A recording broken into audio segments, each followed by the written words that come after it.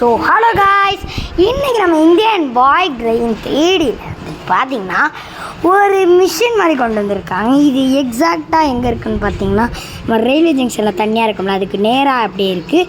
அடுத்து இந்த ஒரு கார் இருக்குல்ல, இந்த க்ரீன் கலரில் எல்லோ கலரில் இருக்கும், அந்த காரும் கொண்டு வராங்க.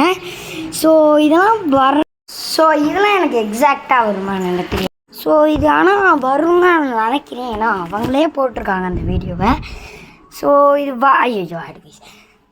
இது வந்துச்சுன்னா உங்களுக்கு ஒரு ஃபுல் டீட்டெயில்ஸ் தான் போடுறேன்.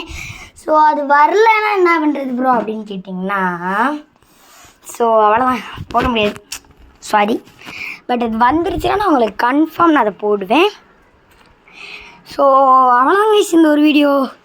ஓவராலாக நம்ம நேரம் போகணும்னு நினைக்கிறீங்க. ஸோ அவ்வளோதான். ஆனால் அது அப்டேட் இருந்துச்சுன்னா நான் கண்டிப்பாக போடுவேங்க. ஏன் தெரியும், அந்த அப்டேட் விட்டும் இந்த மாதிரி நிறைய சின்ன அப்டேட்டும் இந்த மாதிரி தான் பண்ணாங்க. ஆனால் அவங்க கொடுக்கவே இல்லை. ஸோ கொடுத்தாங்கன்னா ஒரு நமக்கும் நல்லா இருக்கும்ல. ஸோ அதுக்காக தான் நான் உங்கள்கிட்ட ஒன்று சொல்கிறேன். ஸோ நம்ம இந்தியன் பைக் டிரைவிங் 3Dயில் கொண்டு வந்தாங்கன்னா, இல்லைங்க நான் அஃபிஷியலாக இப்போ கொண்டே வரலைன்னா என்ன பண்ணுறது அப்படின்னு கேட்டிங்கன்னா, இந்த மாதிரி அந்த கலர் கூட சேஞ்ச் பண்ணிக்கலாம். கேலக்ஸி இருக்குல்ல, அதில் சேஞ்ச் பண்ணிக்கலாம். கேலரியில் சேஞ்ச் பண்ணிக்கலாம். ஸோ நீங்கள் சேஞ்ச் பண்ணிக்கலாம். ஐயோ இவன் வேறு.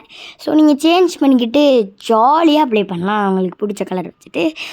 ஸோ அவ்வளோதான். நான் எத்தனை தாட்டியும் ஓவராலாக இந்த வீடியோ சொல்கிறது. ஓவராலாக இந்த வீடியோ அவ்வளோதான்.